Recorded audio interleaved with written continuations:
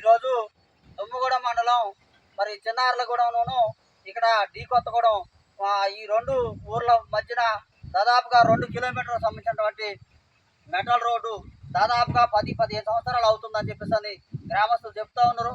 మరి ఇంతకు ముందే మరి ఎవరో మరి ఎండిఓ గారికో లేకపోతే తెలిసినటువంటి అధికారులకి దీనికి సంబంధించినటువంటి విషయాన్ని తెలియజేస్తే శాంక్షన్ అయిందని చెప్పేసి చెప్తా ఉన్నారని చెప్పేసి అది వీళ్ళు మన గ్రామస్తులు చెప్తా ఉన్నారు.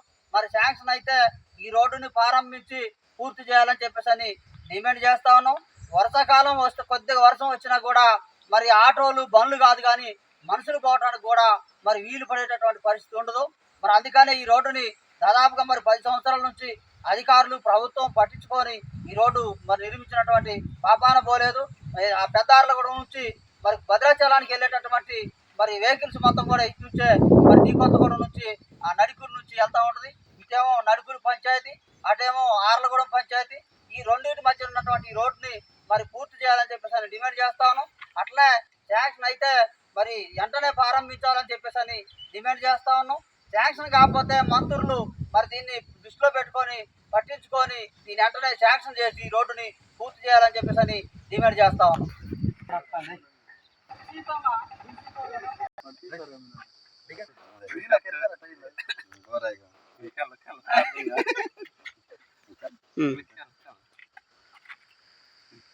దుమ్మగూడెం మండలం నడికోడెం పంచాయతీ అధికారులు చెప్పిన సర్పంచ్ చెప్పిన ఈ రోడ్డు పంచాయతీ నుంచి లేదు, జిల్లా పరిస్థితి రోడ్డు అంటున్నారు. 15 సంవత్సరాల నుంచి మేము చాలా ఇబ్బంది పడుతున్నాం.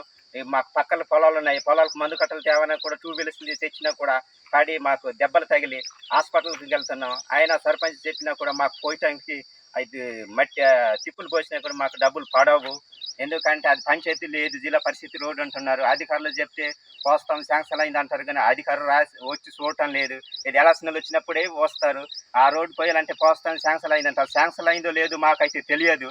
మేమైతే చాలా ఇబ్బంది పడుతున్నాం. పొలాలకి మందు కట్టలు కానీ ట్యాంకులు కానీ బైకులు చెల్లాలన్నా అన్నా కూడా వర్షం వస్తే గొయ్యిలో నీళ్లు పడి ఎటు మనం క్రాష్ చేసినా కూడా నీళ్ళుండి ఎంత గొయ్యి ఉన్నదో మాకు తెలియక అర్థం కాకుండా ఆ 2 వీలర్స్ నుంచి పడి మాకు దెబ్బలు పడి హాస్పిటల్కి వెళ్ళినా ఇలా తిప్పలు పడుతున్నాం.